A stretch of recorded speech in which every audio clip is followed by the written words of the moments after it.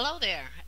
This is the lab prep for the Elimination, Specimen Collection, and Intake and Output Lab. Learning outcomes as they are listed on your handout. We'll be talking about bowel sounds and assessment.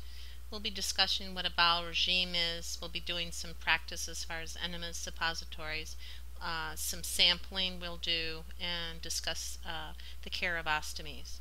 The second portion of the lab will be looking at diet orders and discussing the rationales for those, little things about feeding techniques and calculation of fluid intake and output. Also be doing some documentation during this lab, so it will be a busy one. The usual lab prep, Mosby Skills videos as indicated, readings, and you're watching the YouTube. So, just do a little to bring you into the world of assessment. Proper assessment technique of the bowel. If you take a peek at the answers there, what is the proper sequence of events that should happen when you're doing a bowel assessment? This information is certainly in your readings, but I just thought I'd bring it up here because it is so important.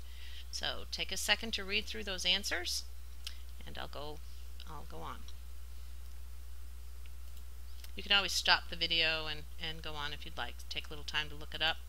And the proper order of assessment is inspection, auscultation or listening, and palpation. You look, listen, and feel. Sounds about correct.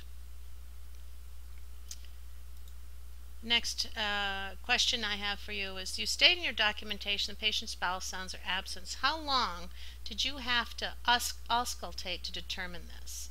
1 minute, 2, 3, 4, 5? 5 minutes you have to listen. It's a long time, but that's the only way that you can say absent bowel sounds. So, with that, we're going to go into a few bowel interventions that we'll be practicing in labs. We'll be doing some simulation of enemas. We'll be having you simulate a Fleet's enema, review the indications, and you bring your textbooks because that has the information on how to give a Fleet's enema. Also, there are large volume enemas. A Fleet is small, large volume enema, as you can see, is a good size. This, with both enemas, you need to check your provider's orders, and purpose of the enemas themselves can be to relieve constipation, maybe a bowel prep. You have to evacuate the entire bowel in order to do a test, such as a colonoscopy or that. And occasionally you administer medications with these. What temperature should the water be? Because you're the one that creates the subsuds enema. What temperature should it be? Take a second. Maybe you want to look it up. 100 to 105 Fahrenheit. You can certainly convert that to Celsius if you'd like, but it's a little bit higher than body temperature. One of the other interventions, bowel interventions, is suppository, and there's all different types of uses. Constipation, antiemetic, antipyretic, antipuretic, and antispasmodic. I challenge you to look those words up to try to figure out what they are and why you might be giving a suppository. And again, bring your fundamentals text to class because the procedures are in there. And while we're on bowel interventions, a lot of times you have to put these folks on the toilet, a commode, or even a bedpan. And this is a patient who has been sitting on a bedpan too long. And you can see this person actually has some open areas, some older areas that are open, some breakdown, some redness from where that bedpan was. And the reason I say this is, what is the rationale for caring for this patient? If someone is sitting on a bedpan a little too long, what happens is there's direct force from the hard surface of the bedpan. Makes sense, right? But also, what happens is you increase the vascular congestion in that area of pressure, which leads to further tissue injury. So therefore, this person has sat too long. And again, this type of redness is to be wary because it is still there, and you want to make sure as a nurse that you don't leave patients on bedpans. Just don't do it, please.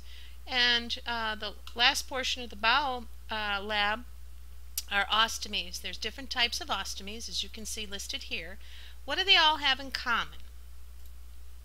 They're all a portion of the intestine. Now, you can have ostomies outside the intestine. We're going to focus on the intestine for this lab. And they all have stomas. And if you take a peek, The lower right picture, that is a picture of a stoma. It's probably a colostomy, and that stoma is healthy and pink. And over to the left of that picture is what the equipment or the equipment that they use to put over the stoma to collect the stool, and it's nurse's responsibility to care for that equipment and assess the skin to make sure all goes well. We'll be doing some testing in lab, and one's for fecal occult blood, or what we call guaiac. The word occult means hidden, so you may look at stool and not think that there's blood in it, but we may have to test it, and in doing so, this one has tested positive. It is blue. So this stool sample is positive for occult blood, which means there's probably further diagnostics that need to happen. We'll actually be doing this in the lab. We'll also be simming clean catch midstream and indwelling catheter samples. So you'll actually be taking these samples or reviewing the procedures. And you've already had the sepsis lab. So what type of asepsis is involved in urine testing? And we will discuss that in lab. If you can come with the answer, that would be great. When performing testing for occult blood in stool, what color indicates positive? You probably picked this up a couple of slides ago. It is blue. The physician is ordered a test for occult blood. Pre-procedure, you inquire about the patient's diet history for the past 24 to 48 hours. You know that there are foods that will cause false positive tests. What are those foods? And I have listed A, B, C, and D here. You can see that fish is in each answer, so you know that fish could be one of those foods. And the answer is D. Now, this doesn't mean these will cause false positives, but they may. And if you look in your textbook, you're going to find a more inclusive list that may cause false positives. So it doesn't mean just taking a test. It's also what information surrounds that test. We want to make sure it's done the best as it can be. We're going to just switch over now to nutrition, and because nutrition is at the end of the semester, I've included it here because you'll be caring for patients and you really need to know what kind of diet they can have. And you can read through this: regular diet, no special needs, they can eat at McDonald's if they want, or mechanical soft, or nothing by mouth, that's Latin, nothing by mouth, or none per os.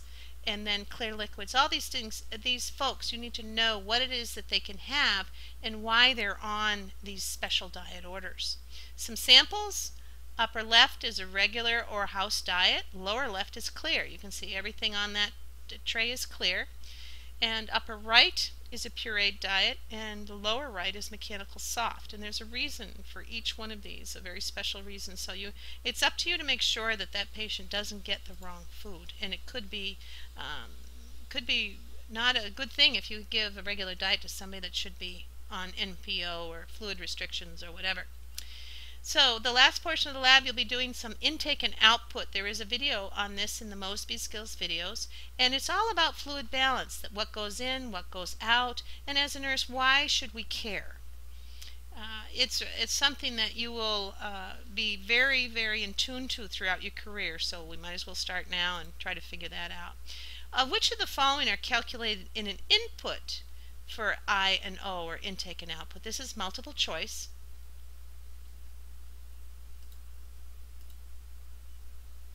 PO fluids, or that's Latin for per os, PO fluids. So the fluids taken by mouth, intramuscular injections are too small a volume.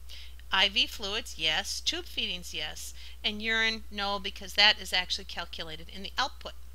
So the day of the lab, please bring your texts, books.